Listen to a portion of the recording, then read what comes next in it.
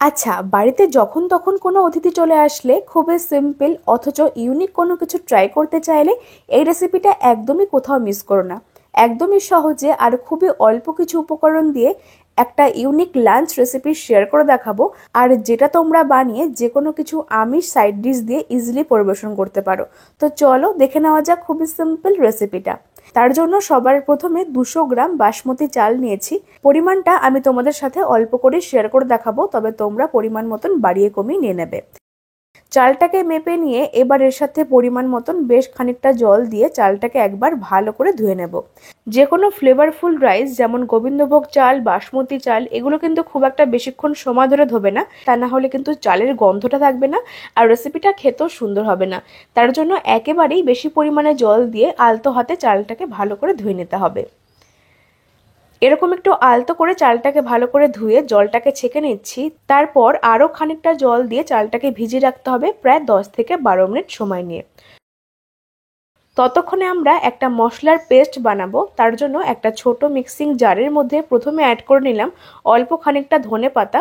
যেহেতু আমি এখানে 200 গ্রাম চাল নিয়েছিলাম তার জন্য পরিমাণ মতন ধনেপাতা নিয়েছি, আর তার সাথে অ্যাড করতে হবে দুটো কাঁচা লঙ্কা বা ঝাল মতন কাঁচা লঙ্কা, অল্প খানিকটা কুচনো আদা, তার সাথে অ্যাড করতে হবে 2 থেকে 3টে লবঙ্গ, দুটো এলাচ, এক টুকরো দারচিনি। সমস্ত কিছু দিয়ে অল্প করে জল দেব, তারপরে খুব ভালো করে পেস্ট করতে হবে। আর অন্যদিকে একটা প্লেটের মধ্যে কিছু সবজি কেটে নিয়েছি, যার মধ্যে রয়েছে অল্প করে গাজর, বিনস, ক্যাপসিকাম, অল্প মটরশুঁটি। সমস্ত সবজিগুলো আমি এখানে এরকম ছোট ছোট কিউব করে কেটে নিয়েছি। তোমরা সবজির পরিমাণটা নিজের প্রয়োজন মতন বাড়িয়ে কমিয়ে নিয়ে নেবে।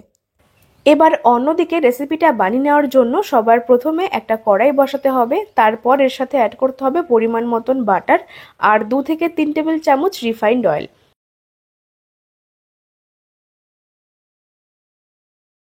বাটার আর তেলটাকে দিয়ে খুব ভালো করে গলিয়ে নিয়ে এবার এর সাথে ফোড়নে অ্যাড করতে হবে একটা তেজপাতা, সামান্য পরিমাণে বা 1/4 টিস্পুন গোটা সাদা জিরে। বাটার আর তেলের সাথে সমস্ত ফোড়নটাকে দিয়ে একটু হালকা নেড়েচেড়ে মিশিয়ে যখন একটা সুন্দর ফ্লেভার বেরোবে তখন এর সাথে অ্যাড করতে হবে ওই সবজিগুলো, যার মধ্যে রয়েছে গাজর, ক্যাপসিকাম, বিনস আর রয়েছে অল্প খানিকটা মটরশুঁটি। সমস্ত সবজিগুলোকে তেলের সাথে দিয়ে একটু হালকা করে নেড়েচেড়ে ভেজে নিতে হবে। সবজিগুলো ভাজা হতে হতে তোমরা আমাকে কমেন্টে জানিয়ে নাও যে আজকের রেসিপি কে কোন জায়গা থেকে দেখছো, তাহলে আমি তোমাদের প্রত্যেকের কমেন্টে ধন্যবাদ জানাতে পারবো। আর আজকের রেসিপিটা যদি ফেসবুক পেজ থেকে দেখছো তাহলে ফুডি মিতা 02 পেজটিকে ফলো করে দিও, আর যদি ইউটিউব থেকে দেখছো তাহলে অবশ্যই মিতাস ফুড জোন চ্যানেলটিকে সাবস্ক্রাইব করে পাশে বেল আইকনটা প্রেস করে দিও। প্রায় 2-1 মিনিট ফ্লেমটাকে মিডিয়াম টু হাইতে রেখে সবজিগুলোকে দিয়ে একটু হালকা করে সতে করতে হবে। তারপর এর সাথে অ্যাড করতে হবে পরিমাণ মতন কাজু কিশমিশ। আজকে রেসিপিটার মধ্যে কাজু কিশমিশ অ্যাড করলে খেতে কিন্তু খুবই সুন্দর হয়, তবে তোমরা চাইলে এটাকে স্কিপ করতে পারো। সমস্ত সবজি আর কাজু কিশমিশটাকে দিয়ে একটু হালকা নেড়েচেড়ে ভেজে নিতে হবে, আর তারপর এর সাথে অ্যাড করব ওই ধনেপাতা মশলার পেস্টটা। সমস্ত মশলার পেস্টটাকে দিয়ে ফ্লেমটাকে মিডিয়ামে করে দেবো, তারপরে ভালো মতো নেড়েচেড়ে মিশিয়ে একটু হালকা কষতে হবে। তবে তার আগে এর সাথে অ্যাড করতে হবে স্বাদ মতো নুন, স্বাদ মতন চিনি। প্রথমেই যেহেতু বলেছিলাম যে আজকের রেসিপি বানাতে খুব একটা বেশি উপকরণের প্রয়োজন হবে না, হাতের কাছে থাকা সামান্য কিছু উপকরণ দিয়ে আর খুবই সহজে রেসিপিটা বানিয়ে ফেলতে পারো। তার জন্য কিন্তু খুবই অল্প উপকরণ দিয়ে তোমাদের সঙ্গে রেসিপিটা শেয়ার করলাম। আশা করছি আজকের রেসিপি দেখার পর তোমরা যে কেউ খুব সহজে এটা বাড়িতে বানিয়ে ফেলতে পারবে। নুন আর মিষ্টিটাকে দিয়ে আরেকবার ভালো করে মিশিয়ে নিতে হবে, আর একটুখানি সময় নিয়ে কষিয়েও নিয়েছি। এবার এর সাথে অ্যাড করতে হবে ওই ভিজিয়ে রাখা বাসমতি চালটা। চালটাকে দিয়ে সমস্ত সবজি আর মশলার সাথে ভালো মতো নেড়েচেড়ে মিশিয়ে নিচ্ছি, আর চালটাকে দিয়ে একটু হালকা ভাজা ভাজা করতে হবে, তাহলে পোলাও রাইসটা একদম পারফেক্ট ঝরঝরে হবে। প্রায় 2 থেকে 3 মিনিট ফ্লেমটাকে মিডিয়ামে রেখে ভালো মতো নেড়েচেড়ে ভেজে নিতে হবে। তারপর এর সাথে অ্যাড করব পরিমাণ মতন জল।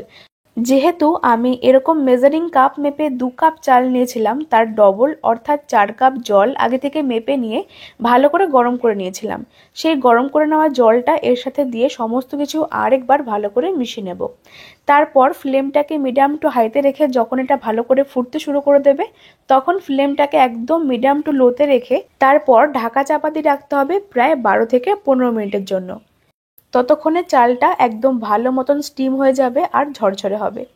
দেখতেই পাচ্ছ আমি এখানে প্রায় 15 মিনিট পরে ঢাকাটা তুলে নিচ্ছি। কত সুন্দর কিন্তু রাইসটা একদম রেডি হয়ে গেছে, সবজিগুলো পারফেক্টভাবে সেদ্ধ হয়ে গেছে। এই অবস্থাতে ফ্লেমটাকে একদম লোতে রেখে ঢাকা চাপা দিয়ে আরও 5 মিনিট রান্না করব। ততক্ষণে কিন্তু চালটা একদম ঝরঝরে হয়ে যাবে। তো বন্ধুরা, তৈরি হয়ে গেল খুবই সহজে আর একদম ইউনিক সিম্পল একটা ধনিয়া পোলাও রেসিপি। আশা করছি আমার আজকের এই ইউনিক রেসিপিটা তোমাদের কাছে খুবই ভালো লেগে থাকবে। ভালো লাগলে লাইক, কমেন্ট আর শেয়ার করতে একদমই ভুলো না। আর রেসিপিটা বাড়িতে বানালে খেয়ে তোমাদের কেমন লাগলো বা সবাই খেয়ে কেমন বললো সেটাও কিন্তু আমাকে অবশ্যই কমেন্টে জানাতে পারো। আজকের রেসিপি ভালো লেগে থাকলে লাইক, কমেন্ট আর শেয়ার করতে ভুলো না। রেসিপিটা ফেসবুক পেজ থেকে দেখলে পেজটিকে ফলো করে দিও। আর যদি ইউটিউব থেকে দেখছো তাহলে অবশ্যই আমার চ্যানেলটিকে সাবস্ক্রাইব করে পাশে বেল আইকনটা প্রেস করে দিও। আজকের মতন এই পর্যন্তই। তোমরা সকলেই খুব ভালো থেকো। ধন্যবাদ।